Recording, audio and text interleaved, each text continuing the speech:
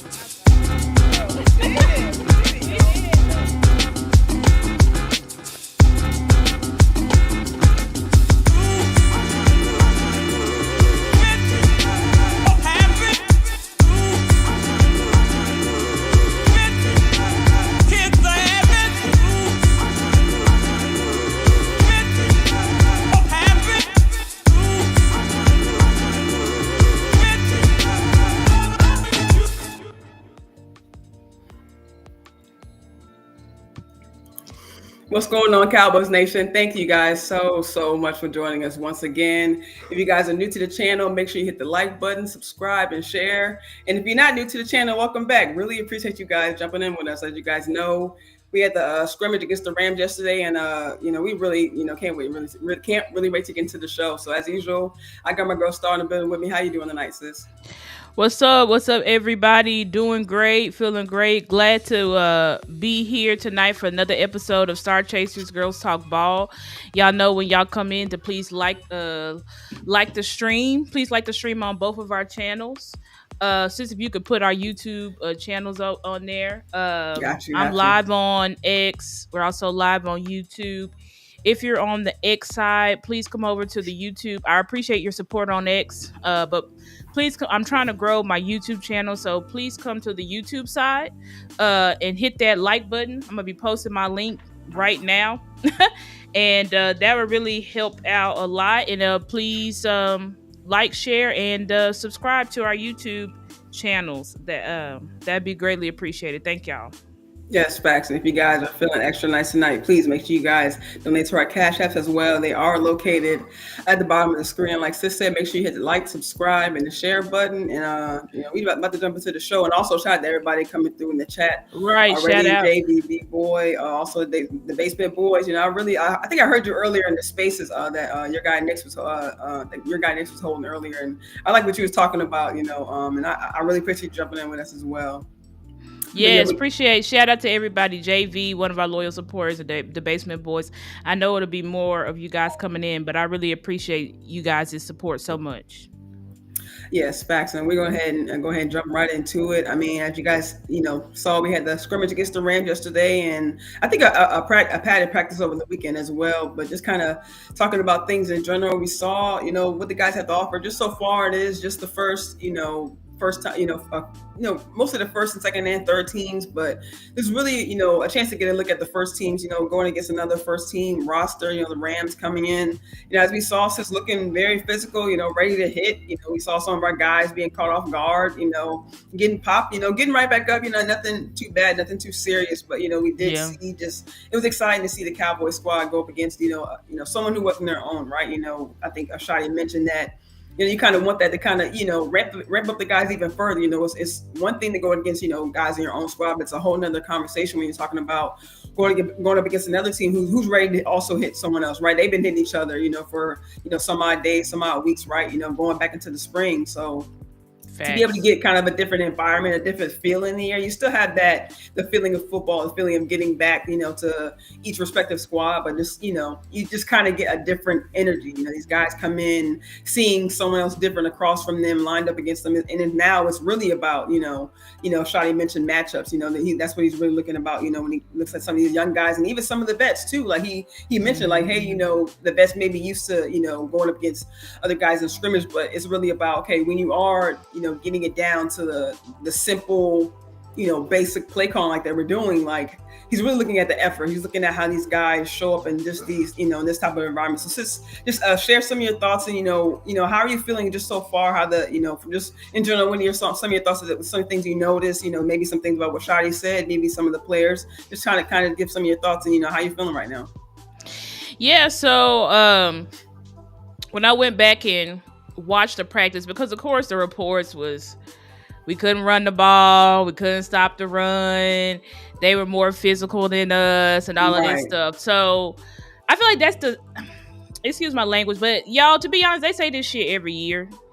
Every time we have a joint practice, we soft, we got out physical.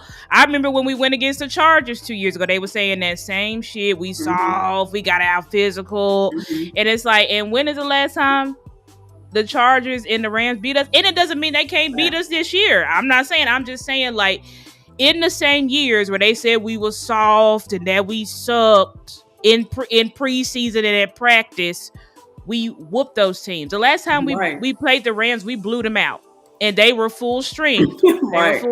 So I'm just saying. So, but anyway, I do feel like the Rams came in with a different intensity. It was almost like Sean McVay kind of played Shotty. And when I say he played Shotty, I think they talked to like, okay, we're just going to be thudding. We're just going to be doing this. We're just going to be doing that. We're not really going to be game planning. And Shotty's like, yeah, that's what we're doing. And clearly the Rams came in there on some totally different time and energy. Clearly. Because you could tell when I rewatched the practices. Shout out to Law Nation. He posts the practices, and then when I also Tula plays Ty Cowboys, really appreciate y'all in here. Jay Worthy, shout out to you guys. Yeah, shout out Jay Worthy. What's up, twin? Really appreciate y'all. But yeah, so what was I saying? Basically, the intensity was different because I think Sean McVay played Shotty. I think Sean tried to act like they was just gonna come in here and we were just gonna do this little scrimmage.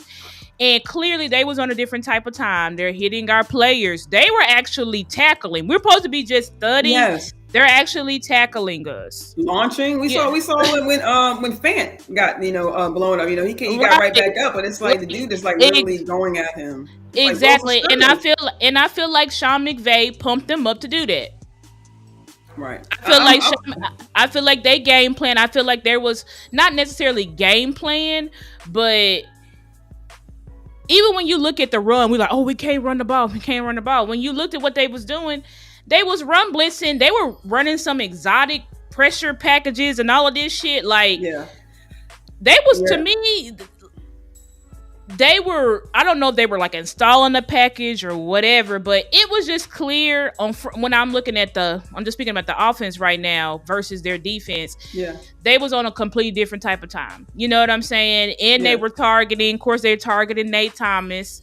You have a guy who has not played a single NFL snap. Correct. Going against Jared Verse, who's one of the best young phenom pass rushers. I think he was a Pro Bowl last year. So it's like, what the hell did y'all expect to see anyways? Did y'all expect Nate Thomas to handle Jared Verse one-on-one?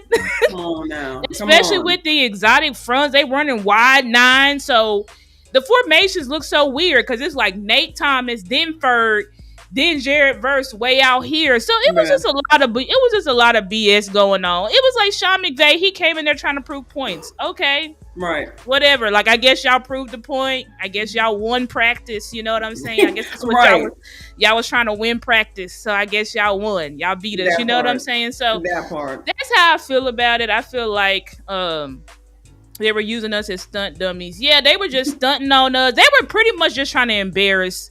It clearly felt like we were on this type of time the Rams came in on a totally different type of time that clearly him and Shotty did not discuss. You could just tell in the intensity of the practice, like it wasn't the same, and it was catching the players off guard. Yeah, like the Cowboys are like, what the fuck? Like, what are y'all doing? Even that point when I saw it on Law Stream, when the guy hit Jalen Tolbert, he literally thought he was blindsided. You could see the way he went down. He was blindsided, and Dick was talking to the dude like, "What the fuck are you doing?" Like, so it just felt like the Rams came in there trying to prove points, and now the media is just running, rolling with it. Right. I don't think that it's anything to be. That's right, the Basement Boys. I just don't think it's anything to be overly concerned about, guys, because at the end of the day, it's just practice. And Shotty said we were not running plays. They were like, we didn't run plays. We were not running scheme. We're over here just trying to evaluate. Can we do this basic? Now, granted, should we have executed better? Yes, absolutely. I think we could have executed better on both sides of the ball. Yeah. But I did see a battle on both sides of the ball. I didn't see what some of the reports are saying, that we just got dog walked. Right. And you could definitely see the Cowboys show fight. Even as practice went on, you could see the intensity. Exactly, sis. You saw us pick up the intensity. It was just like at the beginning, what they were doing caught us off guard. That's why in the first offensive team period, it was sack. Right. Tackle for loss. Run stuff, because you could tell, hardly any run games, anything. Even in our padded practices, I know it's against our own squad, but we were getting 4-yard, 5-yard gains with our running backs. You know what I'm saying? So I think, like you said, I think they came in, was kind of caught off guard, and then once they started getting the feel for the practice, okay, you guys on this type of time, okay. And even they said, at some point they switched to 11 to 12 personnel. Okay, let's get to back. Okay, we get into it. We're doing our bases, but let's get back to what we know. Let's go with our power players. Let's go with Pickens. Let's go with CD. Let's get them going. Let's get Turk going. You know what I'm saying? So let's get. We started getting the guys going. We got the home field advantage. Let's do what we're best at. Let's get you to adjust to us, as opposed to us trying to adjust to you. What you're trying to bring in with us. You know what I'm saying? So I'm definitely with you on that. This is just like you said. And now that you say that, I'm with y'all, and I'm with the chat. It seems like the chat is really agreeing with you. Like the chat is agreeing. McVay, you know what I'm saying? McVay came in on something. Okay, like you said, they had one discussion, and all of a sudden you get on the field and you're pulling something different. Like you said, you can see a lot of Cowboys players being caught off guard. Like wow, like okay, they come in there also. Yeah, I just like that, and just kind of on that point, I do like that the Cowboys still didn't push it. Like they still listen to Shotty, like, hey, don't play to an edge, but don't cross the line. Like they still adhere to Shotty's lessons. Like, hey, we're gonna stay on our tempo. We're not gonna, even though they may be trying to push us, but we're not going to go to that level where we're trying to, strike back at them or do anything in retaliation, because we saw last year, with I think Huggins, pushing the player, pushing the coach, and that whole thing went viral. Like, oh my gosh, you know what I'm saying? So I think I like that Shotty kind of kept our players on a kind of even keel type, hey, let's do our tempo. We're going to play our game, and at the end of the day, even Shotty said, hey, we're going to take it with a grain of salt. We're not fully running, we're not fully tackling. We hardly even want our guy to go to the ground. So why would I take this scrimmage that serious as you guys are blowing it up to be? So I'm definitely with you. Exactly. And the media is like, because they always do this. The media always overreacts. Right. And they keep asking the coaches, and the coaches are like, listen, we did not game plan. We did not, we were just here trying to evaluate. Y'all act like we was out here, we're not in panic mode. Because we're not, Shotty said specifically, we're not showing plays. He was like, Sean McVay, they were showing all that exotic packages and shit, because he was like, the film is out on Sean McVay. The film is not out on me. So I have an advantage. It's my first year in running my offense. So I'm not showing them shit. And I'm not showing them in preseason either. So he said, expect more of the same. Expect more very basic, very vanilla. Because it did look, because I was like, are we running stop routes? And why aren't we stretching the field? Besides that one bomb by Joe Milton, which Shotty said he called that and he wasn't even supposed to call it. He was like, I just called it. Because he said, I got fed up with them, basically trying to tee off and bully us. Right. And that's really what I love about Shotty. He's really open with what he thinks, how he feels, what he feels about his players, his coaches. He said he wants to lay all the cards on the table. So just like you said, I'm glad you brought that up. That he was pissed. He was pissed off. Look, man, okay, you guys trying to play me. Okay, let me show you not everything, but let me show you a little bit of maybe what some of my guys can do. Let me get Pickens involved. Okay, and I love this point. Shout out to Miss Aisha Morrison. I think she mentioned it on her and Sky show that when she was walking back through the crowd and some of the defensive players was talking about that number 9 out there, Kamate Turpin, you know what I'm saying, giving them problems, being a problem. Turpin was giving them work. Exactly. She heard defensive players saying like, hey man, that dude's a problem. So like, I'm glad that eventually Shani was like, I still ain't gonna give y'all too much. I ain't gonna let y'all give me too much out of myself, but I'm gonna show y'all a little bit of what I'm working with. And I know I may be a quote unquote first time head coach in this league, but I can't be not saying he can't be caught off guard, but he's like, look, I can't be played. I can't be, I'm saying, I'm gonna show you a little bit of what I'm working with so that way you guys don't think I'm just a rookie out here doing not knowing what I'm doing. Exactly, because that's what they was trying to make Shotty seem like look at this dumbass rookie coach. He don't know what the hell he doing. We better go in there. We better show him like, sit y'all's asses down somewhere. The Rams, ain't nobody scared of the Rams. I don't give a damn about y'all Super Bowl y'all got in 2021 neither. Ain't nobody scared of the Rams. So just stop it. You know what I'm saying? Like, and that's just how I feel about the practice. I do think that we started, like you said, and shout out to Angry Cowboys fan in the chat. Y'all know that's our guy. We love Angry. We need to do a collab with Angry too.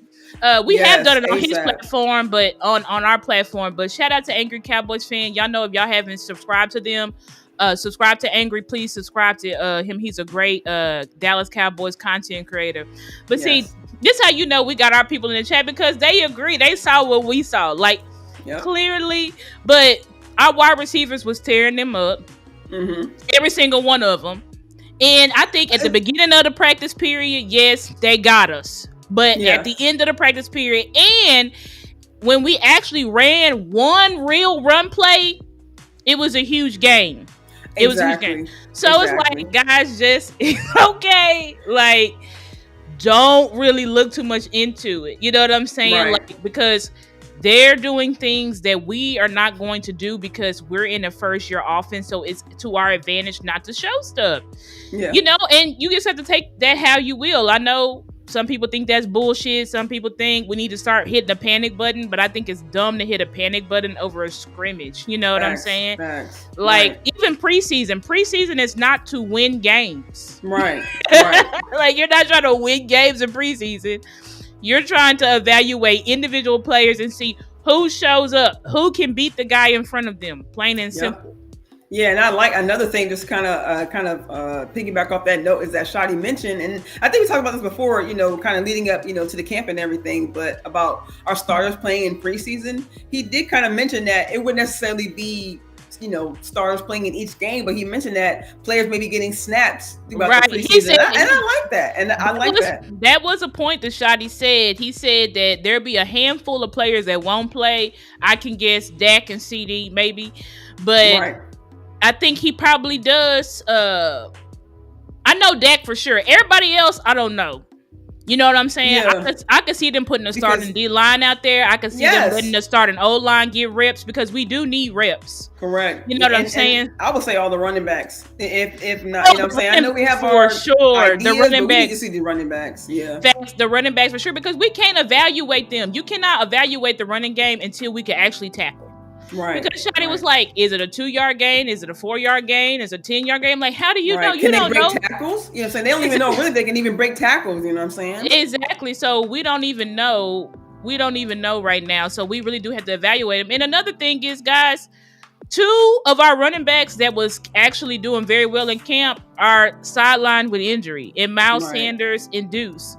So you only really had 3 running backs out there honestly. to really evaluate. You know what I'm saying? And Maffa, our guy who we talked about when he came out of the draft, we really love Maffa, but he's an uphill battle because clearly, they already believe and have Javonte Williams. And we should talk about the depth chart, but we can get to that in a minute because I forgot about the depth chart. But I think ultimately, saw some good things, saw some things that need to improve. Shotty said we need to improve on pad level. I agree with that. He said we just got too high on our pads were too high.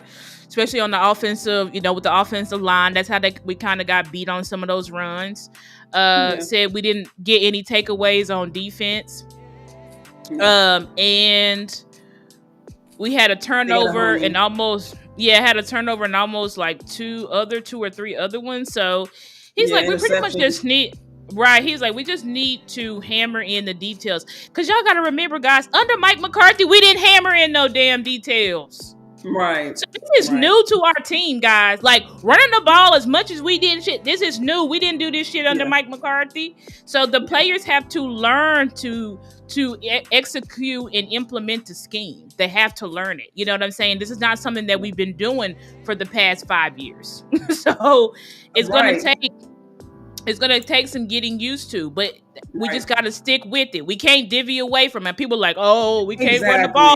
Let's just air it out. No, that's not the solution. That was already going all over the timeline today. Okay, depending on the pass game. It's like, that's what we were doing today in practice. I want to pull this comment that someone, I forget who mentioned it earlier about, we were coming in to establish the run game, but the Rams came in trying to win practice. I forget who said it in the chat, but, and Jay Worthy, they say we're actually trying to start off, not necessarily all the way back down to the basics, but we're trying to, start off getting our pace going, get our conditioning going in the game. And with them coming out fast, I think one of the first few plays, they went to Devontae Adams, down the field, getting Tutu Atwell involved. And it's like, like you said, it's just two different, like I said, shout out to 2 Wide. Like you said, it's like one team was doing install and the other one is really trying to hammer out their details of their scheme. So it's just two different pages. Yeah, it was they were just on 2 totally different pages. Exactly. And I agree with that 100%. Like we're trying to work on the details. We're trying to get to executing the run game, because the run game the run game, to make it work, everybody's got to participate. Right. That's the difference from passing game, because you're just responsible for pretty much running your route and getting open at the right time. But when you're running the ball, everybody has to execute blocks, from the linemen to the tight ends to the wide receivers. So it's going to take more time for us to gel and get chemistry in the run game to actually see it get a flow. And the only way you do that is just to keep practicing it. So we're doing something new. We're trying to get out there and implement this new scheme. So we have to give it time to work. We can't just say, okay, let's just air that bitch out. Okay, we can air it out, but we already know where that leads. Facts. We already know where that leads. New and like you said, actually stick with it instead of giving up so quickly after a scrimmage. You guys are already ready to go to the pass game. Let's just throw it in the trash. That doesn't make sense. And everybody knows that the run game will help CD and will help the Pickens and will help the offensive line, because when a team doesn't know you're passing it, it makes it a hell of a lot easier to run block. Yeah, I mean, to pass block. It makes a hell of a lot easier to pass block. So, and on that note, I'm already seeing some improvements, even although we don't have a Tyler Guyton out there, although we saw limited snaps from Tyler Smith too, and I know Steele's coming back from being out for a little bit, but I saw some improvements. I saw our linemen pulling. I saw BB out there, making the lane for Jadon Blue. You know what I'm saying? Even Nathan Thomas, he was getting beat off the edge sometimes. He was showing some improvement. So I just we saw some good things, but the media says they just don't never focus on. That's why I have a love-hate relationship with the media. I'm trying not to go after the media so much. The other day, I ended up going after my guy Joe on accident. I went after him on accident because he had put out their report about Shotty said Jalen Tolbert was wide receiver 3, and I'm like, no, but I didn't even know it was Joe that put it out. I just started seeing it on my timeline, and so I spoke out against it.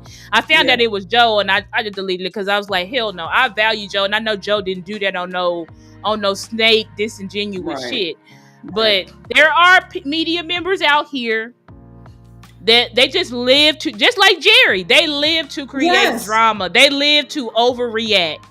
I'm telling you, man. Like that so-called article of Diggs falling in practice when all of a sudden it was just a somersault when the real report came out. That's why I'm like, they're so quick. They want to be so quick and trying to get the story out first, and it's like, turns out it wasn't even a fall. And it's like, that wasn't even a fall. All you want to do is create a click storm. You know what I'm saying? Sometimes these clickbait articles, I understand what you Right. guys want, but sometimes that news is number one unnecessary, and sometimes it's unwarranted, really, because it's just like, why do you need the extra drama? I think as Cowboys fans, we're thriving, so to just have strictly football, to have football information Right. We just coming want to us, not the football. drama But they exactly, but that's what always they feeding want. these narratives. Yeah, they want the drama. They want Shoddy to fail. One of my followers just tweeted that out. He was like, I see what it is now. These people don't believe in Shoddy. Right. The media don't believe in Shoddy. They No. they would love for Shoddy and all they needed was one iffy practice to start putting out. Shoddy don't know what he doing. Right. We Right. can't run the ball. Is this team really talented? Right. Now they putting out like basically that Booker may be a bust. Like, Right. Y'all, they no. Let's be real. Since they putting out articles Like, that we're not going to be good because Shawty's wearing his visor backwards. like this shit is Really a getting thing? too Is much. that really a thing? Yeah, Like, it's not that serious. It's not a thing. The shit is getting ridiculous, but they just it gets up my nerve. But anyway, we can share some of these clips just to show some of the positives. And that's the thing I hate about the media as well. They always saying shit, but then where's the proof? And then I'm seeing in the clips, they be talking about shit that it's like, that would be an incompletion, or that would be a tackle for loss, or that would be a sack, or you're not even paying attention. You're talking about George Pickens, but look at how the offensive line dominated. Like, the media is not. You have to be careful with just looking at media clips and listening to what they say, because they are trying to put out certain narratives, and they just keep saying the same things over and over and over and over again. And you will begin to believe them. You will start to believe them, and you'll start to throw out your eyes and say, let me put in whoever this media member's eyes. Let me put his eyes in. And you don't want to be like that as a fan, because they're going to start, just like ESPN and Fox, if you keep listening to certain narratives, they're going to change the way that you view your team. Yeah. So you have to be careful with what they're saying and how they're doing. I even see clips where because it's clear the media has an agenda against Mozzie, right? Because everybody hates Mozzie, so he's a trigger word for everybody. So there could be a run play, Mozzie did his job, or Mozzie's getting held, but they'll say, "Oh, big gain here from Jadon Blue. Looks like this person got Mozzie out of the way," and it's like, I think I know what you're talking about. I think there was a clip of Mozzie going up against BB, and the way they worded it was BB. Well, BB was able to hold off Mozzie, and it's like, no, like Mozzie was able to get BB up out of there. He almost had him in a chokehold. But okay, I see what y'all, like you said, like it's the way you guys word it. Sometimes it's just like it's just the way it's worded, right? You know what I'm saying? It's like I don't think everybody's intent is malicious. Like my guy Joe, I don't think his intent is malicious. And even when I would post something, Joe will like her. He'll say, "You know what? You right, Star. Like you right. That wasn't it." So I don't think, because Joe takes accountability, that's why I F with Joe. But these other media members, they know what they doing. Yeah.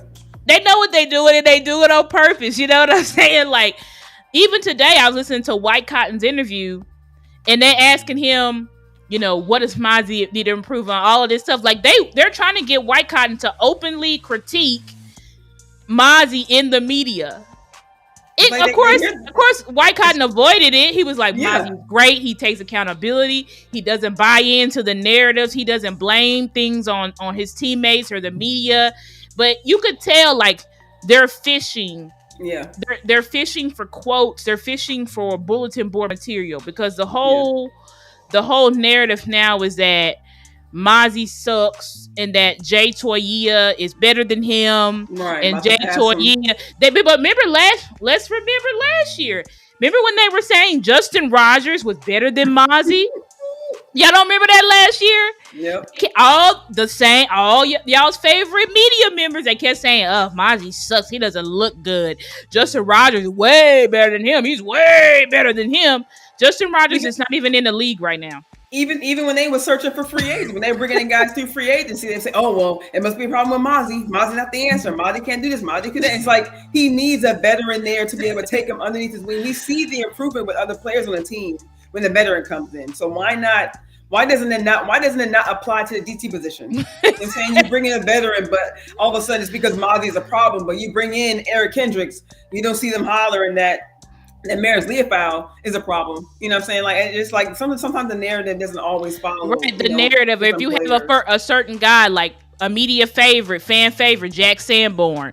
So Jack Sanborn can miss his block, read the wrong hole. They ain't gonna say shit about Jack Sanborn. You will not see a tweet critiquing Jack Sanborn because the media and the fans love Jack Sanborn. So they're not gonna critique him. And the Basement Boys, I agree with Jay. Jay, to me, Jay has good plays, great plays, and he has plays where it's like, that's not so good. He's a rookie. You know what I'm saying? Yeah. So we have to know Jay has a lot of promise, but he's developing, guys. He's developing. And the problem is when you put all of this, when you put all of that of the weight on Jay, then y'all gonna turn on him when y'all start seeing him getting pushed. Right. And it's not that he's bad, it's just that he's developing. You know what I'm saying? Like, I know we've been looking at Jay and he's looked really good in some clips. He's also not looked great in some clips. So every player on this team is striving to get better. No matter if you're penciled in as a starter or you're literally the bottom of the depth chart. Everybody is trying to develop and get better. Everybody's trying to get better. I'm just kind of piggybacking off. I think it also kind of goes hand in hand with how the Cowboys sometimes handle things. They look for, one player solution. They look for CD being the sole answer, and he doesn't need help. Dak has CD, and that's it. No, he needs more than that. You can't stop the run with one sole player. Okay, Mozzie can't do it by himself. Oh, it's a problem. You know what I'm saying? You need multiple weapons to attack a problem. Right? The Cowboys sometimes leave it up to being a one player solution when you need multiple answers. You need to have competition in the room, but you can't come down to one person. It needs to be multiple players contributing to be able to solve the problem. Thank you, sis. And I'm gonna do a show. Y'all look on the lookout for. I'm gonna do a fire show. Me and Coach Marv gonna do a show because just like in the and shout out to my guy Lou. Shout out to Lou. Facts. Y'all know how much we love and value Lou. He's been on our platform, I think once or twice. So shout out, but y'all know, shout out to Lou, one of the best great content creators, and has helped me and Mickey out a lot. You know what I'm saying? So really appreciate Lou so much for being in the chat with us.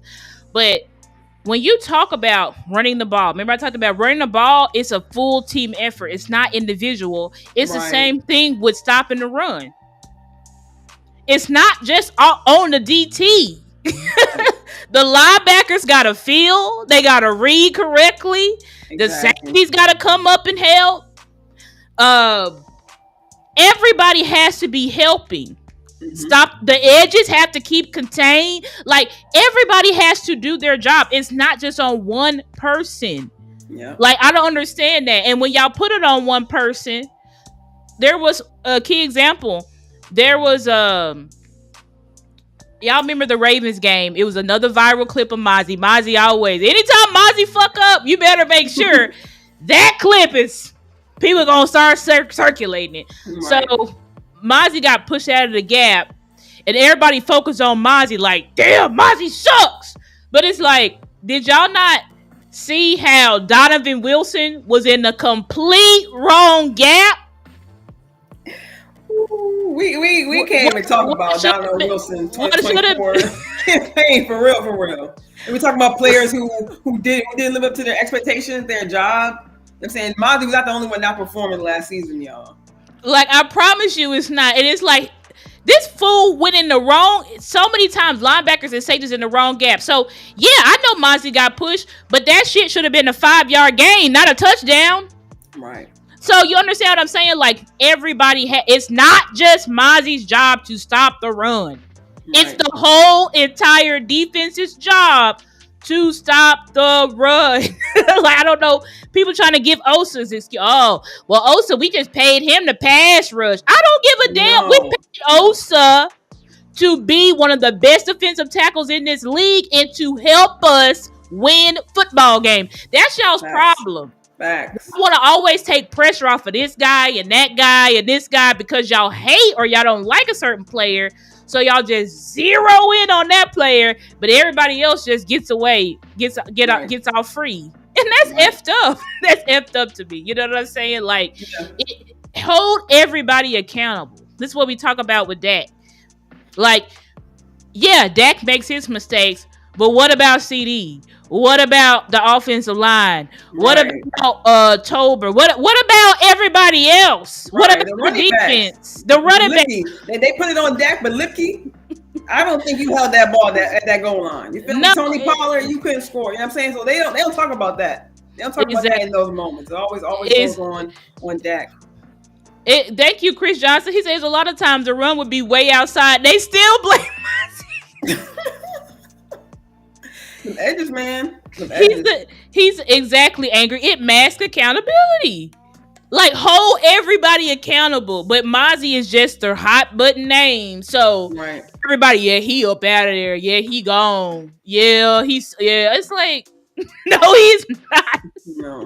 No, it's just ridiculous. Support system, and that's why they brought in. That's why they brought in other guys. That's why they drafted Solomon Thomas. That's why they brought in exactly. That's why they brought in Aaron Whitecotton to kind of revamp this whole line. You feel me? So it's just like it takes more than one person. You know what I'm saying? I think that, and I think it lies on coaching too. Like I mentioned, Aaron Whitecotton, and then just to kind of flip, not necessarily put the offensive side, but just kind of give an example. Like I think we're seeing, talk about receivers a little bit because we saw a lot of receivers kind of go off in the scrimmage. I got this kind of a point brought up by 2Y. I'm not sure if she mentioned it in the spaces or if she mentioned on her and Sky show, but she mentioned about them bringing in Junior Adams. You know what I'm saying? And then I think it's kind of not only improved, CD Lamb, of course, our guys Pickens, of course, Turp, those guys have the talent, but we're also seeing other guys step up as well. We're seeing Jalen Brooks, improve. We're seeing Mingo, get in there and do his thing. Flournoy, you know what I'm saying? Like we're seeing almost pretty much all our receivers, even Cropper, although he's been a practice squad guy, you know what I'm saying? So, sometimes a guy who may be forgotten, a camp, really a camp star, some preseason guy, but even he's still showing some highlights in camp, some flashes in camp. So I think it's something to be said about them, the improving in coaching, not just bringing in better players, but sometimes that coaching can make that slight difference in the entire room, not just the top 2 or 3 players, but the entire room can get better. And that way, when you do, and then you also, of course, bring in the Joe Milton, who can also get the ball to these players. Some of those things kind of go hand in hand. So now you're kind of seeing not just the top guys in that room as far as wide receivers improve, but I think, it's in my opinion, we're seeing almost a lot of these guys improve. You know what I'm saying? As far as pass catching, even the tight ends too. We're seeing Fant, get a little bit more opportunities. Although we know Brevin's, Brevin Spanford is down right now. John Stevens is still coming back, but we're seeing a lot of. I think, in my opinion, a lot more guys, a lot of receivers and tight ends wise, kind of being involved. And I think that kind of has, I know Luna Wells did return, but we know, he's an excellent coach. We know how much he loves his guys, but I think it's something to be said about them bringing in Junior Adams, who does have a close relationship with Holden, Trayshawn Holden, who's having a great camp as well. So to see this much really variety in the room, like the wide receivers, but to see all the guys kind of be able to contribute, whether it's first or second team, I think it's amazing for a wide receiver room, but also for a quarterback room too, because you can kind of see on both sides, these guys getting the development they need, and also in preseason we'll actually be able to hopefully see what these guys can actually offer for our team. I agree with that. 100%. We started talking about wide receivers. This was a good play by Pickens, made that contested catch and got the yak off of it. Oh, right, exactly. That's why I'm so excited for Pickens, because we finally got some dogs out there. And I see y'all in the chat talk about Tober. Now, we got to be honest, that pop that Tober got popped, that was a blindside hit. Correct. If you came in late, y'all can go back and listen to our thoughts on that, because it was a blindside hit. Yeah. I do think that Tober does need to get better. He needs to get better as far as physicality and attacking the ball.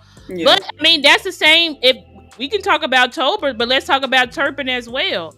One of the reasons why Turpin probably cannot be for sure our wide receiver 3 is because although he can get open with his quickness and speed, Yeah. he can't make contested catches. Right. He can't make contested catches. So Right. We've seen that. That's not a caught by Turpin.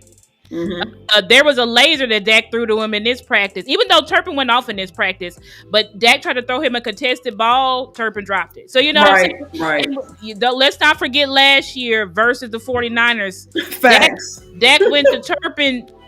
I think the Steelers too. Then they go deep down on the sideline. The Steelers game. It's like that's just not Turpin's game. It's not Turpin's game. He's just not a contested. So that's a reason why we're gonna use Turpin for sure. His Turpin has unsure hands. Yeah. Yeah. That's true. Like we're gonna for sure use Turpin. Hell yeah, he's an excellent weapon. But we have to use him as a gadget guy in we have to use him in various different ways to get him going. But if you tell Turpin line up and just play wide receiver in the NFL and try to do contested catches and moving through traffic and take on hits, you're kidding yourself. He's just not going to do this. Sure, just last year, I know he had that big, return against Washington, you know what I'm saying? I was there, but it started off with him dropping the ball, you feel me? And I was nervous in that moment. So, sometimes he turns hands, even not just wide receiver wise, but special teams too. Sometimes we saw him make, some of dropping the ball or returning the ball. Sometimes a guy would punch it out and he had to recover it on his own. So yeah, even now, like I love Turpin. That was always, at least for me, sometimes I'm sure with Cowboys Nation, a knock against Turpin, either his hands or a little bit too antsy to make the play, and sometimes he just kind of gets ahead of himself. But I definitely see him, getting, kind of settle into himself, and he's definitely coming into himself. I love what he can absolutely possibly contribute to this team. But I'm glad, and I'm just so grateful for Shadi just in this aspect because we can finally, hopefully this year, see what Turpin can fully contribute to this team. Because I know the previous season, Mike McCarthy, he would get him involved here and there, and I thought that was his guy, and I'm sure that was his guy. We saw them hug on the sideline; they were close, but I'm sure there was a whole bunch going on for McCarthy. But it's just we never saw that full utilization of Turpin. So I love Shadi for this. I love Shadi, and for us to see it early, we're not going into the season questioning whether or not we're going to get the full use of Turpin. Right. I love the fact that Shadi said we feel like we're getting a better feel on exactly how can we use him to make sure that he is a great part of our offense. And I love that. Like good coaches figure out ways to get all their players involved. Exactly. Not just some. You figure out a way. If a player has talent, you figure out a way to maximize that talent. Mm-hmm. This was the run that I was talking about as far as when we actually run. No, this is Javonte Williams. Yeah. So this is the run I was talking about, y'all. Like this was our actual real schemed up run, and y'all can see. Look at me. Total domination. So that's what I'm saying. Just don't panic too much, guys. You know what I'm saying? Like we have a scheme. We're developing. No, it's not perfect. Yes, I see Tolbert there. People been pointing out that he kind of holds a little bit at the end, so maybe that would have been called back. But Tolbert, I believe he just had his hands on him, but he needs to don't practice that way. Don't even practice that way. Like, cause there's no reason. There's no reason at all for Tolbert to even be holding him at all. He's completely out of the play. Right. So yeah, but yeah, I feel like that was a good run, and that's executed physicality. Like y'all don't know how happy I am to see this shit because we tried this stuff under Mike McCarthy and it just looked a mess. It looked a mess. Yeah. But I see Ferguson sealing. I see BB pulling around. Right. You see, I think that's Bass. Is that Bass on the left taking that dude out just completely pushing him out the club? It's like probably. I couldn't see his number at first before this angle, but I'm like, who is that left guard? Because my god, I think it's either Bass or Hoffman. But we getting these guys up out of there, guys. So it's like just know that we're working. We're working. That's all that matters, guys. A scrimmage, as much as we would like to win, practice.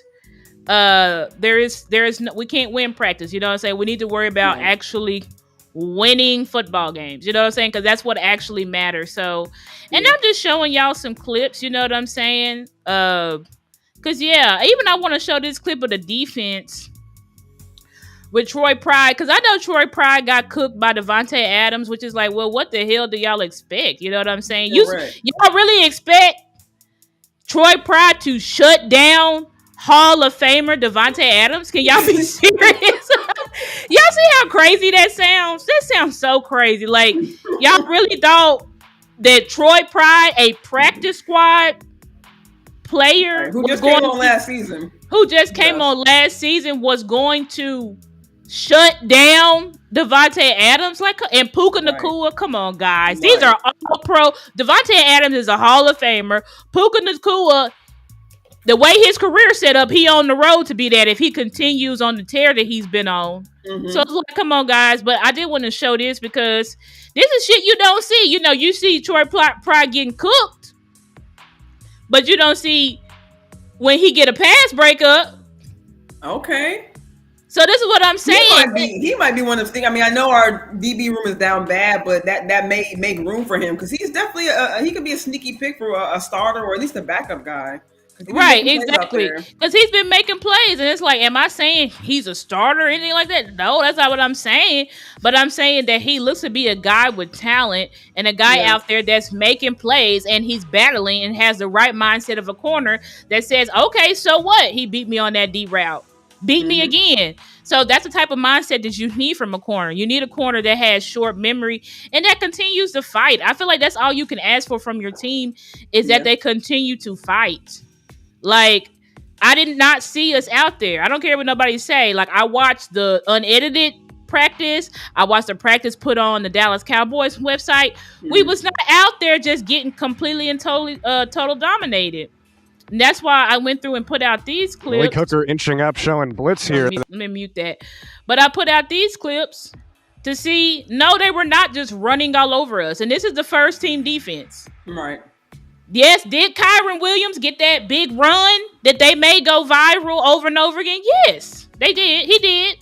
But this is also us right here stopping Kyron Williams. Right. Did he get a big game there? No, he didn't. He didn't get a big game. Even Damone Clark, he showed it. I'm proud of him. He had a great scrimmage. Malik Hooker, Sanborn. You see Jay Toyia and Mozzie on the field at the same time, both beating their blocks right off the rip. Mm-hmm. Like, did you see? I didn't see Mozzie get blocked there. I didn't see Jay Toyia get blocked there. Right. Marquise Bell was showing it. They said he was going back and forth with McVay on the field. You know what I'm saying? So, and McVay was giving him props. You know what I'm saying? That said something. He was just coming off injury into this camp. So to see him still showing up, you know, he showed his heart, you know, a couple of years ago when he played linebacker as a safety. So to see him still showing up, you know, so I'm happy for Marquise. But I think I said, you know, weeks and weeks ago, you know, before we really started talking, you know, football, you know, camp. But I wanted, you know, to see how much of a chance they would give Bell. You know, they would have him step up, you know, with the safeties, how much they would have him playing on the field, and to see him taking advantage of opportunities. You know what I'm saying? I'm happy for him, and I hope that'll hopefully solidify a spot on this team for him because he's definitely given a lot, you know, to the Cowboys, in my opinion. Absolutely. I mean, him and Wanye for sure are going to be on the team. I wish they could be starters, but. Yeah, you know the politics because somehow Malik Hooker, he definitely ain't moving because he's a Flu's favorite, and we just can't seem to get rid of Dono no matter what we do. But shout out to Battle Cowboys, bro, sis. Like, I don't think I've seen Dono on as much Cowboys media ever in any year that Mark McCarthy's been here. I see Dono on the interviews, on the 40-second when they answering the quick questions. I'm like, I've never seen Dono even do interviews, period, in previous seasons. Now he's like everywhere on DallasCowboys.com. I'm like, I'm happy for you, but I'm like you said, I don't think unless they maybe week 8 somehow, some way they figure out maybe trade value for him. But yeah, I don't see him leaving the team anytime soon. Exactly. And it's like, guys, y'all also have to look at this. Like, I like what the interior of the trenches did here. I think this is Denzel Daxon. He was 95, and then that's Tommy Aking-Basote. Like, you have to realize that stopping the run is not pretty. Like, somebody could watch this clip and be like, "Oh, the D tackles lost." No, they didn't lose. They held up their blocks, flowed to the ball. Right, and Aking-Basote get up in there. I love seeing him, man. I love seeing that because we really didn't hear much from him. Stop. Exactly, which was a stop. That's what I'm saying. You have to look in because see, you're not gonna get tweets of this clip. You're not going to get tweets of this. That's why I have to go in and watch the practices myself and watch every single snap to see, okay, was we out there really just couldn't stop a nosebleed? And you can clearly see that's not the case. Right. Two of the new Right. additions to this. And even Shotty, one thing I took note on from his presser, he really praised the linebackers. He mentioned, of course, we mentioned Clark. I think, and these are my opinions, still to show that his ability to be able to attack the ball, and I think he showed good ball awareness on the field. Same thing with Sanborn. I know he was having some iffy things, but he was making some tackles there too. He was, making his fits. Leah Fowl showing his speed, still punching at the ball. So I'm loving our second level. Our second level has really improved. And 2 years ago, Cowboys Nation, we know we were literally on thin, if non-existent linebackers. One guy in the room, Jerome Clark. And to now see this, to see this 180, what I'm saying, a couple years later, bring in, and hopefully we'll be able to see, of course, as preseason goes on, see more from Kenneth Murray, because he got in there a little bit too. I don't know if he saw a lot of them popping up the page, but I'm glad that he's, getting back into the group. I'm glad he's back. Right. He was on Kenneth. He's here in this clip. He was on limited snaps.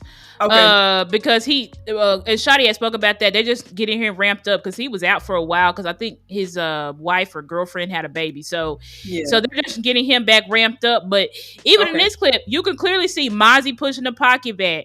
You know what I'm saying? Because in this clip, Osa takes on the double team, then Mozzie's one-on-one. You know what I'm saying? This is a clip where we just talked about Sanborn.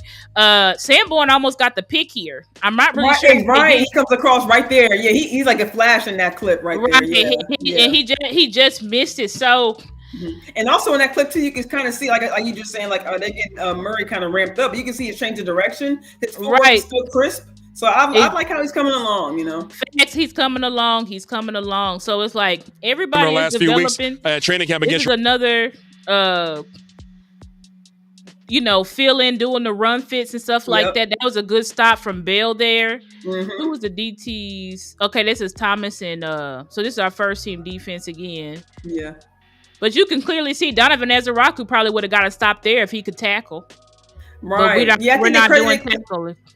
And there was one clip they credited Sanborn for getting the tackle, but actually it was Donovan Ezeraku who came in and slid in there and got his hand. I don't know if it was this clip, but you can kind of see him tackle. I think there was. You can see 41. Donovan can kind of get his hand on the running back before he gets through that hole. Yeah, so, right. Like that should have been right. He's quick and he plays a run very well, so that should have been a stop. Yeah, you know what I'm saying? Mm-hmm. Exactly. Right. So I'm loving that.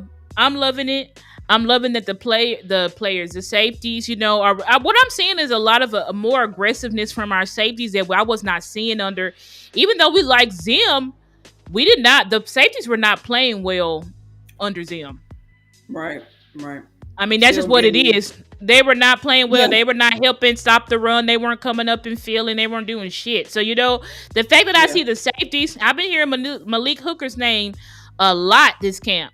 It seems like they're really buying into the fact that, I'm supposed to also help stop the run. I'm not supposed to just sit here and stand here. So I'm really glad that it seems like it's all coming along. You know what I'm saying? I think that, and Murray, you can see in the clip, he's very, very quick. You know what I'm saying? He ends up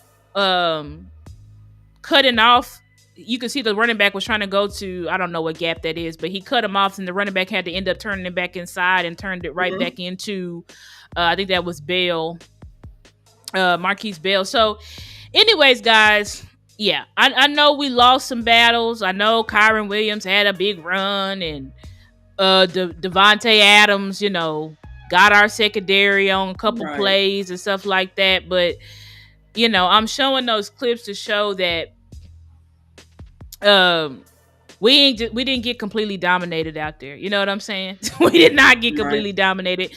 The clips do not show that. I've watched Laws practice. I've watched the practice clips that they put on DallasCowboys.com. Those clips that I show are directly from DallasCowboys.com. So, and sis, you showing something? Turpin. Yeah, I just want to show. Yeah, because I know we spoke earlier on wide receivers, but it's not just about Turpin. I kind of want to show this clip because shout out to Patrick O.C. Walker. He actually took this clip in slow motion, but I just want to make this just quickly how even just halfway through the play, almost before Dak even throws the ball, but right there you see Mingo in front, you see separation. If you look over to the tight end, I think that's Fant. I know he kind of put, not necessarily pushes his guy out, but he gets separation by coming in, shipping the guy, and you see about a couple yards in between him and his defender. And then when you go up and you see Turk almost catch the ball, you see separation again. You know what I'm saying? So that's just something I want to point out right quick. And it's just like I mentioned earlier with our wide receiver, new coach coming in, just helping all of our guys in that room. We talked about before about McCarthy scheming these guys open. I know it's scrimmage, but we see 3 examples right here. You know what I'm saying? Even when these guys do have defenders draped on their backs, they're still making catches. The tight ends, you see Jake Ferguson, John Stevens Jr. caught a couple passes that was caught a couple aggressive passes, but that's just one thing. Like I said, shout out to OC making this in slow mo, because that's the first thing I noticed was the separation. Because I think I tweeted this a couple weeks ago about Mingo. I love his instinct for some reason. For me, that's kind of why, at least for me, the edge over Tolbert is that when he catches the ball, he wants to turn and run. Yes, he wants to turn and run. I just love that. I feel like it's in his mind. Like, okay, I want to get the extra. I want to get the extra yardage. I want to turn up. I want to get this guy off me. I want to get some more. You know what I'm saying? I want to make the play. Like that's saying. He gets open. He gets open. And Dak spoke about that specifically. He was like, he's getting open a lot, and we saw that on film. We saw that on film last year that he was getting open. You know what I'm saying? It's just that Cooper Rush couldn't really hit him, so that's why it is exciting. This is a good clip of Perion, because when we look at the official. I'm gonna show this clip, and then we can talk about the depth chart, and then we can I can get out of here, because we can't do no long show today, guys. Sorry, I gotta get off of here. But no, you're good. Looking at this, another guy is Perion Winfrey, who's number 99. I like the fire and the energy that he plays with. We have him listed as a one tech for us. Look at Sam Williams too. I'm excited for Sam Williams. Me too, man. Like he's already on that fire, man. Sam Williams look like he ready to kill something. Look what he doing, that guy. He ready to kill somebody. When everybody was running to the sideline, he just like smoked by like all the players. I'm like, bro, he is fast as I don't know what, man. Like for real. He's coming fresh off of ACL. Like he's just another thing. That was crazy. And I saw what you said, Stephen White. You were like, if they get another vet, that means that they don't trust or believe in Mozzie. No, that's not what it is. We're in a high rotation front, so you need depth behind Mozzie, period. Even if Mozzie was, according to people's standards, all world, all pro, we would still have to have adequate, actual good depth behind him, because we run an attack front. So these guys are going to be on rotations. They're not going to be like Zim, because Zim was a defensive coordinator that he pretty much kept the same guys out there. You know what I'm saying? Yeah. But under Fluce's scheme and White Cotton's scheme, even I love what I see from Damone here. Damone has been showing up. Yes. He's been reading. He's been shedding blocks. I remember Damone. Y'all remember Damone in that Bills game? In 2023, they're not no more. You see that from Damone? I see Damone attacking, reading, feeling, taking on blocks. Look at that block he just shedded. That's a big old either a DT or a tight end trying to get him. Damone's like, no. and I've noticed that on both sides of the ball, the player's ability to shed tackles. You know what I'm saying? Because I think I've noticed the same thing with Schoonmaker. Like I know that was, he's been there, I'm sorry, not tackle, but be able to shed blocks. Because Schoonmaker has kind of improved in that way, in my opinion, that way too. And so in the wide receiver as well, they still need to improve. But that's something I know from both sides of the ball with shedding blocks. They're definitely getting better. They're shedding blocks better. And, our guys, what we really need to work on, offensive line and tight ends and wide receivers, is sustaining blocks better, because we win the initial block, but we struggle to sustain blocks, and that's how you can see runners and stuff getting caught from behind, because a lineman or a tight end or a wide receiver failed to sustain their block. So I feel like that's what the offensive line and the wide receivers and the tight ends really got to work on, is really sustaining blocks, and for the defense, it's all about them shedding blocks. Like, you see Damone here. You got to be able to get off blocks. Facts. You can't just be up here And getting blocked out and get downhill. You got to be able to, because you're going to a DT, they're going to take up 1 or 2 blocks, but bro, you still going to have to go through the rest of the offensive linemen to get to the ball carrier.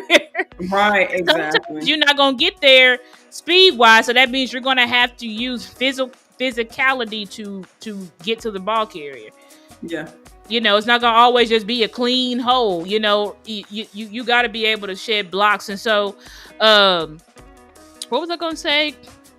Oh, you know what? We had him on the thumbnail. We didn't even talk about Micah. Oh, Micah. I'm not going to share the dumb shit Jerry said, but there was a tweet put out. Let me see if I can find it. I think I bookmarked it.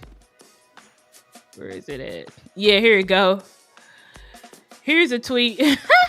Oh, I stopped sharing my screen. My bad. We're going to talk about this, kind of look at the depth chart, and get off of here. But anyway, Aaron Donald added, Micah said, if Micah Parsons goes to the Ram, I might have to call whoever that is and get in football shape. With that D-line would be unreal. Then here go Micah replying, oh, man, Aaron Donald, don't tell me info like that at David Mugiletta. So, come on, man. See? And then this is Micah in a Rams jersey. Oh my gosh! I was wondering where you get that picture from. I'm like, hold up now. I know it ain't got that far now. Ooh, oh my gosh! Wow, that almost made me like. Look, I ain't lying. When I saw the trade request, first of all, like that had just got off work. I'm trying to catch up on the news, and I'm like, what's going on? Like trade? What? Like I didn't know what to do. So just this whole, Micah saga going on. Of course we're all hoping and praying and assuming that a deal will get done. But yeah, this whole thing going on is this whole thing is a mess. Is a mess. Yes, yes. I'm really hoping and praying, and I believe that it is going to get resolved. I do know there's some dumb reporters out there that always think that he breaking news, and it's like, right. I want it. Yeah, the Micah Parsons trade request was not a joke. Nobody thought it was a joke. You know what I'm saying? Like, right. So breaking news. And also, here come the articles. What would these trade packages look like? What would they look like? What would you get from Micah? What would you ask for Micah? You see how they start putting it out? Because it's just dumb. But it's like, I don't think that Micah is going to get traded. I do think that Micah is taking this personal, but that's usually how it goes on your first contract. When your team is delaying paying you, you are taking it personal. So Jerry going to have to give him some extra money, bonuses, incentives. I don't know. Something. Get your best player out there, Jerry. Right. But Jerry, it's time to pay Micah. They're going to pay him, I believe. Yeah. And it's time to pick up the phone, because really what's happening now is it's a stand down.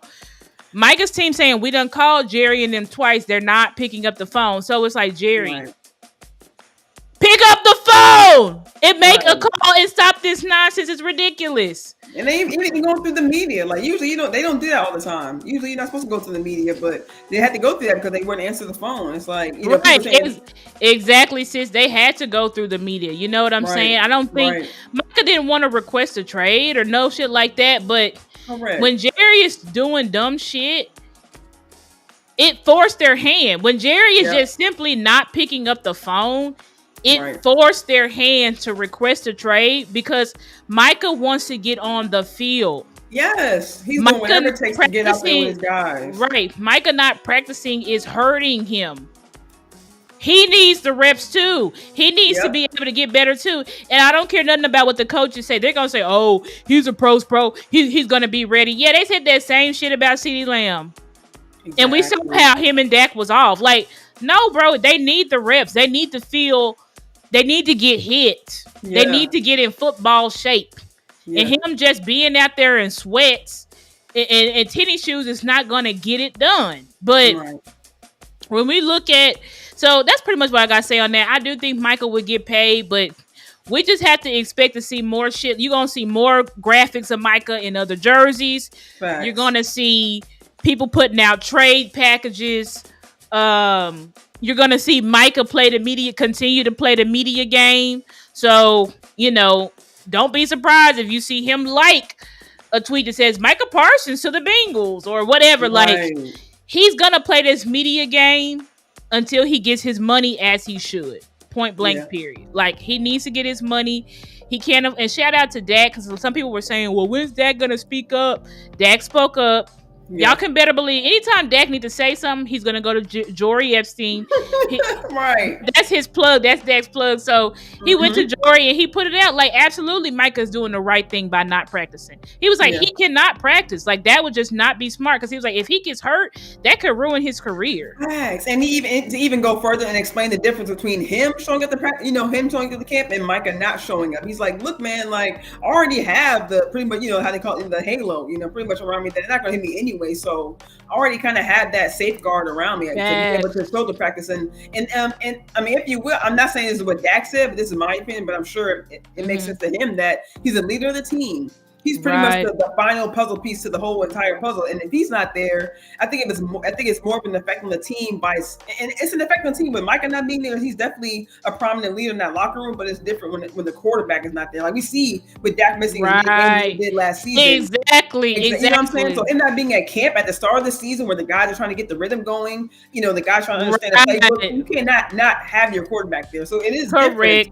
Having your star pass rusher vice your quarterback not being there. So I'm glad he went further to explain that. Like, hey, like, in case you want guys gonna be like, well, you went, he's supposed to be, following you and this, that, and the third. No, it's different for the quarterback. So I'm glad he went further to explain that. Yeah, I'm glad that Dak, and because people be, well, Dak practicing, and Dak was like, one, I'm protected, and two, my job is dependent on everybody else's. It's all dependent on timing and route and all that stuff. So it's like, I can't afford to be missing time and expect to come out guns a-blazing. Like, that's just not a thing. But you know what I'm saying? They really waited for CD the day before. They probably did Dak the morning of, to start the NFL season. So he can't afford to come out there. Okay, guys, let's play. Like, no, it would not work that way. Imagine if Dak held out. Come on now. Jerry, come on. He would get crucified. But shout out to Swain, our guy Swain. We really appreciate your support. And Stephen White, I think we shouted you out, but y'all, we appreciate you so much, Steven. And everybody's in the chat. Thank you guys so much for rocking with us. But as we get into this depth chart, what do you think? To me, it's not really any surprises. Right. The only thing that I will say is I don't know if this or has ever been here before in previous depth charts. So what were your overall thoughts on the depth chart, sis? Pretty much like you said, like it's most of this is not a surprise, but I start with the running back room. Like I know we mentioned earlier that Sanders and Deuce, are definitely missing a lot of time, and I really want to see guys out there because I really think, like you said, they've had great camps. So I think I think that's kind of really what was depending on them. I don't say not depending on it, but I think they see the potential too. So they don't want to, move too fast and acting and looking outside the organization just yet. Even with the roster cuts possibly coming in the next couple of weeks, I think they see what they like. I think like what they seen from Sanders. I know Deuce. And just a quick side note. My heart kind of skipped when Shadi was talking about Deuce in the presser because he was like, we have some installs ready for Deuce and we have something that we want him to do, but when you're not, you're not available, we have other guys to take those snaps. And I was like, man, I hope he's not saying that, giving a knock for Deuce. So I just really hope that Deuce hopefully can come back quick, have a chance in his preseason, because I really think he has a lot to offer for this team. But I really think that, at least for the one, I saw with just the running back room, like I think that these two guys being out is a big factor in how they view this running game right now. So I think they'll give him a chance to kind of come back and maybe look at the first game, maybe the first two games, depending on how fast they can come back. And then I think they'll go from there. And as far as the wide receivers, like I think, something that we knew, and I mentioned earlier about, that the battle for wide receiver 3, I tweeted earlier this week. I see it as Mingo, Tolbert. I think in my opinion, we should look at Tolbert. I hate to say year to year because I know he was here last year with Shadi, but if we just look at as far as standalone camp this season, Tolbert hasn't been having a great camp, and I think I think maybe Shadi, maybe even some of Cowboys Nation is maybe looking at some of the things he did last season, which is warranted. But as far as the camp he's had so far, I'm not strongly impressed. He has dropped some passes. He has been beaten out by some defenders. You know what I'm saying? He did, although he was blindsided, he did get hit, and You know what I'm saying? I want to see him step up. I want to see him step up in this preseason to show that he has that wide receiver 3 on lock. And I know he has, guys on his neck like Mingo, even Turpin, showing that a lot in scrimmage. I want to see him kind of step up and have a strong preseason. Because I think number one, he needs to show it because I don't think he has it on lock just yet. And I feel like we should be, treating his wide receiver room all across the board as, how are you doing in this camp? Because with a, first year head coach, I want to look at you like, it's a brand new year for everybody across the board. Mm-hmm. I agree with that, sis. I think that Tolbert, it's like, now he had some good catches yesterday, but even with Tolbert, Tolbert to me has not shifted into that next level. Even when he led the wide receiver group with touchdowns and stuff like that, it's like, but how is he getting those touchdowns? You know what I'm saying? Like, and that's, I just want to see Tolbert win with contested catches. Now, I think he had a pretty good scrimmage yesterday from what I saw. I think he had a pretty good scrimmage besides him getting bullied or getting, blindsided pushed. I think especially I think it was in like the 2-minute drill. Dak was going to him back to back to back and he was catching. True. So Tolbert is doing decent, but you would like to see more.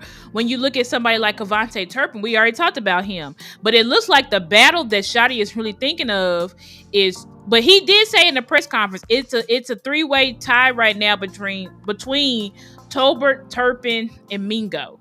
Yeah. So they're really battling now to see who is going to get more snaps at that wide receiver 3 position. So Tolbert, I think you really do got to push it. I think you got to be able to perform better, buddy, because right now, Jonathan Mingo, he's not dropping anything. He's bigger than you. He looks to be faster than you and a more crisp route runner. Yeah. So I'm going to be continuing to watch this battle. Even though I love Turp, I already said, I think Turp, we got to use him in various roles. We can't just lock him in at the wide receiver position because of his frame and body type. Like, we just have to be smart with how we use it, we use Turpin. He's definitely going to be a integral part of our offense, but it's how. So I really see the wide receiver 3 battle between Tolbert and Mingo.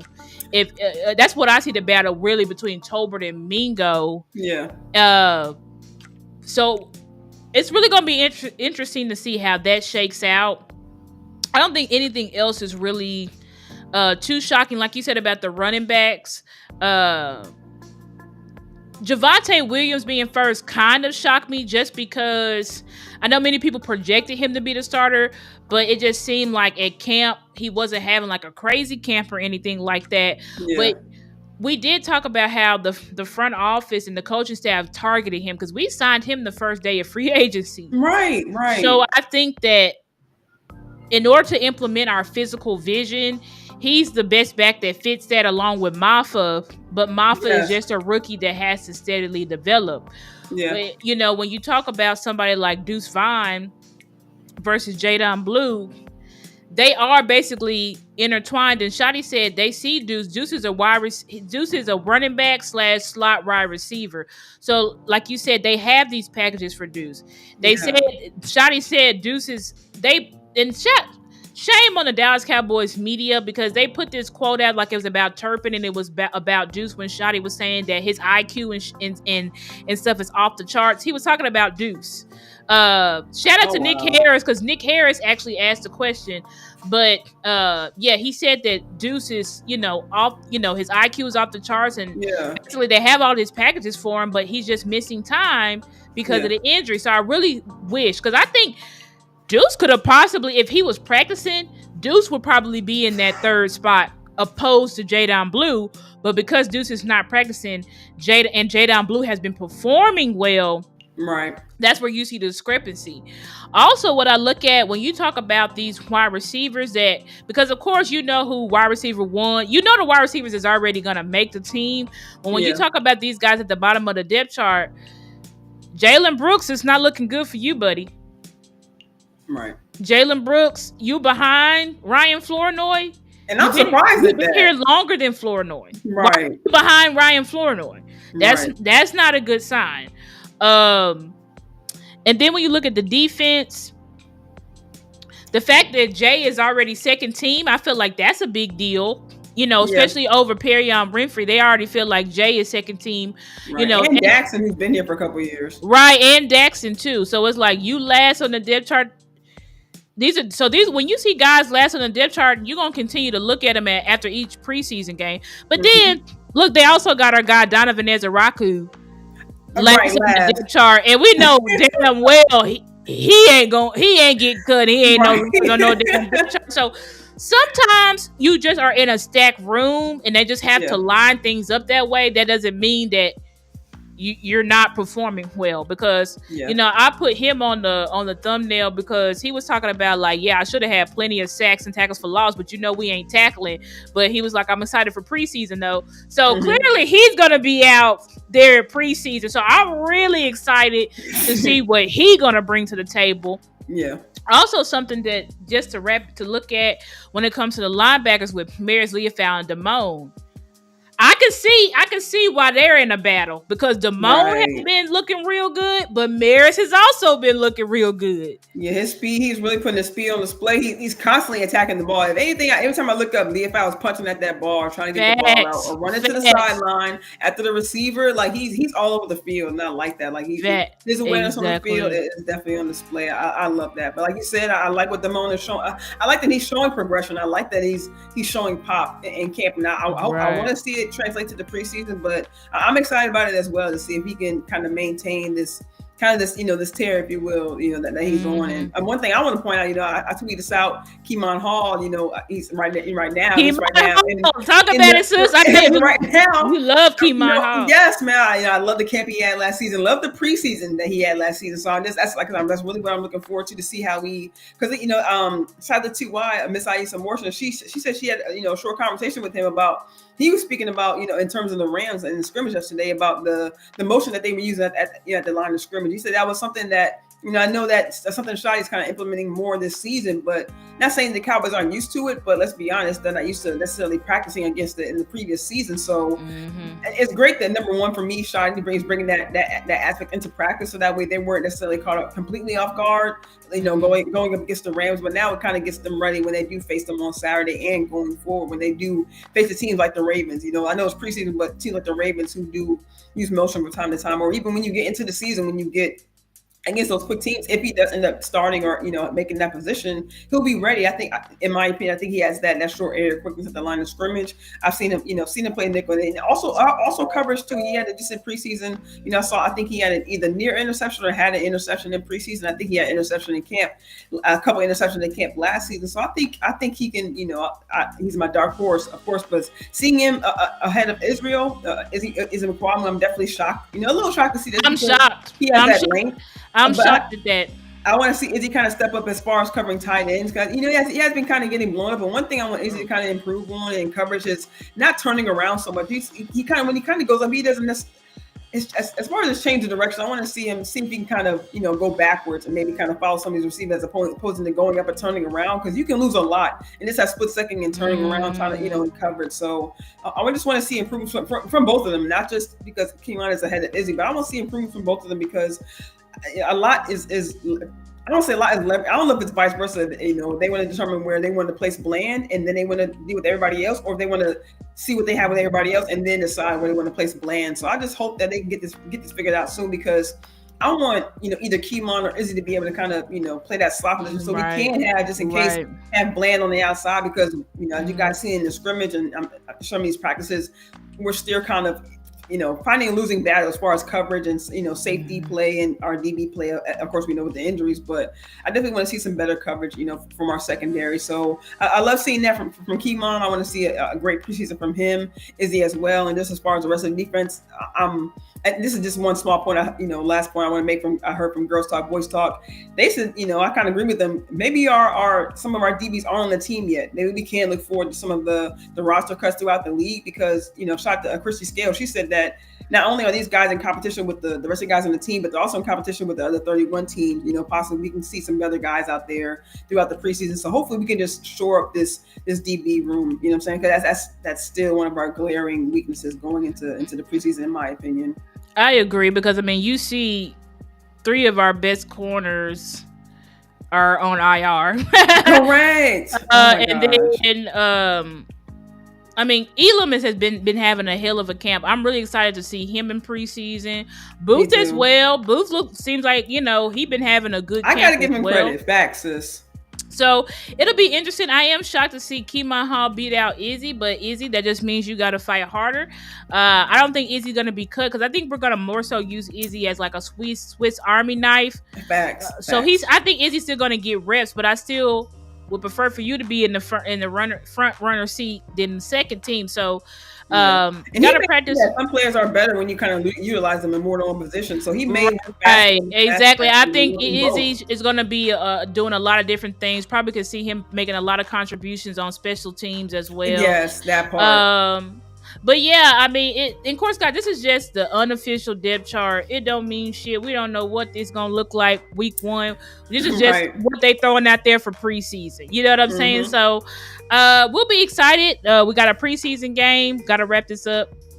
But yeah, we have preseason game this Saturday, so it'll be really. I'm gonna be tuning in and watching all of these battles. But I really appreciate y'all rocking with us. Thank y'all so much. Please make sure y'all are liking the streams on both of our channel. Subscribing, since you can put up our YouTube channel. Please subscribe to our YouTube channels if you haven't already, and also subscribe. I'm sorry. What did I say? Like, share. Yeah, subscribe. Yeah, subscribe. So please help us out with that, guys. We really appreciate y'all so much for rocking with us in the chat. And we hope to see y'all again next week. Yes, really appreciate you guys. Thank you for your time. Son, you got to bounce, but thank you, everybody. Make sure you guys check us out next week. Preseason this Saturday, you guys. Make sure you guys tune in. All right. I'll see you later, sis. See you guys later. You guys have a great night.